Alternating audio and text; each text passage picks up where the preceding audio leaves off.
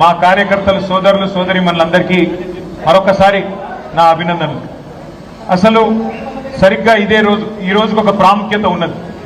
సుధీర్ రెడ్డి గారు మే 17, 2026 రోజు ఈ కార్యక్రమాన్ని నిర్వహించడానికి ఒక ప్రత్యేకత ఉంది. సరిగ్గా ఇదే రోజు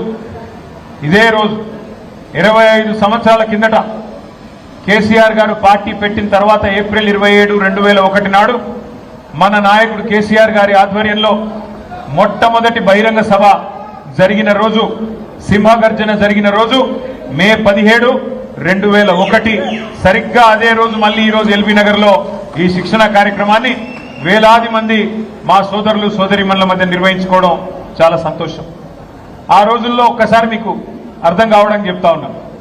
కేసీఆర్ గారు పార్టీ పెట్టిన తొలినాళ్లలో ఏప్రిల్ 27, 2001లో పరిస్థితి ఎట్లా ఉండే అంటే ఒక్కసారి మీకు గుర్తు చేసుకోవడానికి. ఇవాళ చాలా మంది చాలా మాట్లాడుతూ ఉన్నారు. తెలంగాణ రాష్ట్రం వచ్చిన తర్వాత, ఈ రాష్ట్రంలో పదవుల్లో కూర్చున్న తర్వాత చాలా మంది చాలా మాట్లాడుతూ ఉన్నారు. కానీ ఆ రోజు 2001 ఏప్రిల్ 27 నాడు పరిస్థితి ఏంటి అంటే కేసీఆర్ గారు తెలంగాణ రాష్ట్రం కోసం సంకల్పం చేసి ప్రయాణం మొదలుపెట్టిన రోజు. అదేదో సినిమా పాట ఉంటుంది, గాలి వానలో వాన నీటిలో పడవ ప్రయాణం, గమ్యమెక్కడో తీరమెక్కదో తెలియదు పాపం అని ఒక సినిమా పాట. ఈ తరం పిల్లలకు తెలియకపోవచ్చు కానీ మా తరం వాళ్ళందరికీ తెలుసు.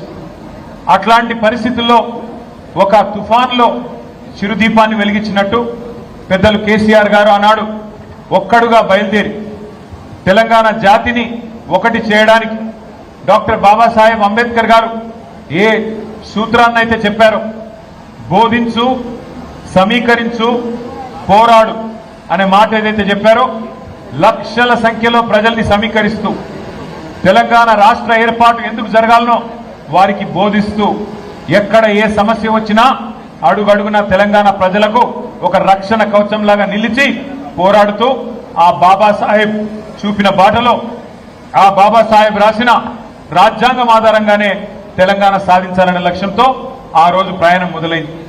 కేసీఆర్ గారు ప్రయాణం మొదలుపెట్టిన రోజు ఏమున్నదన్నాడు. కేసీఆర్ గారు ఏమి ఒక సినిమా నటుడు కాదు. మొన్ననే తమిళనాడులో మీరు చూసినారు, విజయ్ గారు పార్టీ పెట్టిన 26 నెలల్లోనే ముఖ్యమంత్రి అయినాడు. ఎందుకంటే ఆయన సినిమా యాక్టరు, సినిమా గ్లామర్ ఉంటుంది, ఫ్యాన్ క్లబ్స్ ఉంటాయి. మరి కేసీఆర్ గారు ఏమి ఎన్టీఆర్ గారి మాదిరిగానో విజయ్ గారి మాదిరిగానో సినిమా యాక్టర్ కాదు. పోనీ మనకు సపోర్ట్ చేసే మీడియా ఉన్నదా అంటే ఎవ్వరూ లేరు. ఉన్న కొద్ది మీడియా మనకు వ్యతిరేకం. అట్లాగే మనీ పవర్ లేదు, మీడియా పవర్ లేదు.